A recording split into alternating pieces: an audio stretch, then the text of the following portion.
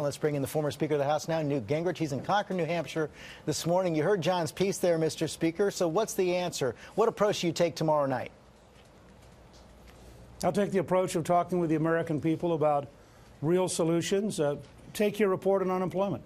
Ronald Reagan had a real solution that I helped him pass in the 1980s. He created 1,300,000 new jobs in August of 1983 alone, in 1 month. Compare that to the jobs report that will come out today. We know how to create jobs. We know how to have strong, bold positions. And as a Reagan conservative, that's what I'll talk about, why we need to have very deep policy shifts in Washington, why we need to fundamentally change direction, and the fact that it worked twice. It worked in the 80s when I worked with Reagan to do it. It worked in 1995 when I was Speaker, and we did it again. We brought unemployment down to 4.2%.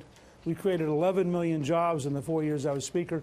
We know how to do this. We need somebody who believes in it and somebody who's prepared to do it. But as you know, your top opponent right now in New Hampshire, Governor Romney, is holding on pretty strong.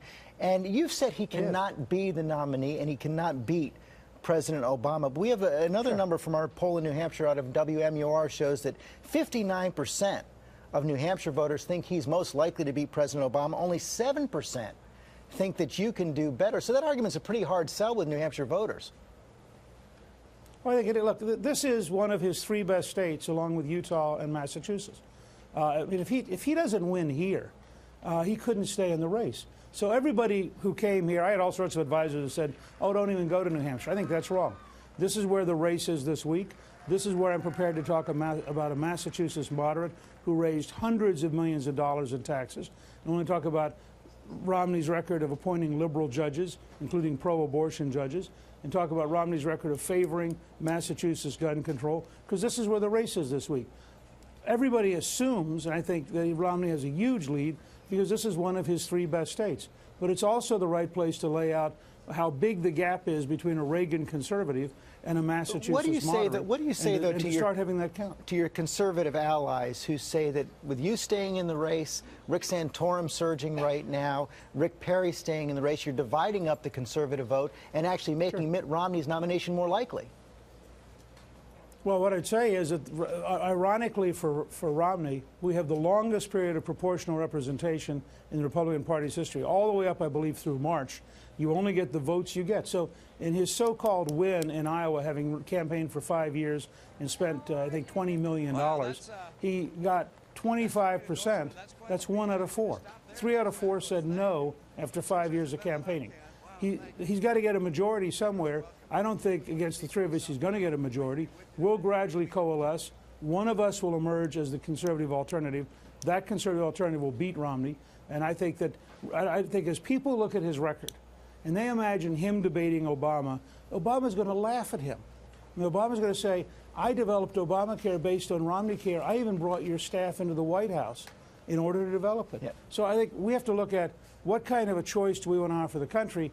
I think a Reagan conservative who has been consistently for lower taxes, smaller government, more economic growth, has a much better chance. Meanwhile, Mr. Speaker, Rick Santorum is taking issue with your characterization of him as the junior partner in Congress. He said that you sat on the sideline when I was out there putting my reputation out to try to reform Congress. I think that tells you who's got the courage to stand up and fight. Your response? Okay. That's pretty hard for the Speaker of the House to sit on the sideline. I had to schedule all the things he claims credit for. I had to actually be involved negotiating with Bill Clinton to get his signature. Normally, I think you'd think the Speaker of the House had some role in those things happening. But look, Rick and I are going to be competitors. That's fine. We've had different tracks to get here. I like him. I think he's a very, very solid person. I do think if you look back at history and you're willing to be candid about it, the role of developing the contract, developing the majority, developing the votes to get welfare reform, scheduling it 3 times, because as you know, Georgia was vetoed twice by President Clinton. These things all took a continuous leadership. Rick is a great part of that. I'm not taking anything away from it. But I think you ought to look historically at who actually put all this together in order to get it to happen. And it wasn't easy negotiating with a liberal Democratic president to get him to sign something like welfare reform. We'll have more on that debate tomorrow night. Looking forward to see you there, Mr. Speaker. Thank you. See you then, George. And Diane Sarnell will be moderating that debate in New Hampshire tomorrow night, 9 o'clock Eastern, 6 Pacific, right here across the ABC network. And then a drum roll, please. A drum roll, because George, we got the flag for you and everything there, guys. Thank you, Robin. Back. His first week back on this Sunday morning. Check your local listing. I hope you're as generous on Monday morning when I come in like this. Can't make any promises. Okay. But we'll do it. But I know you're excited, George. We are too. Thank you.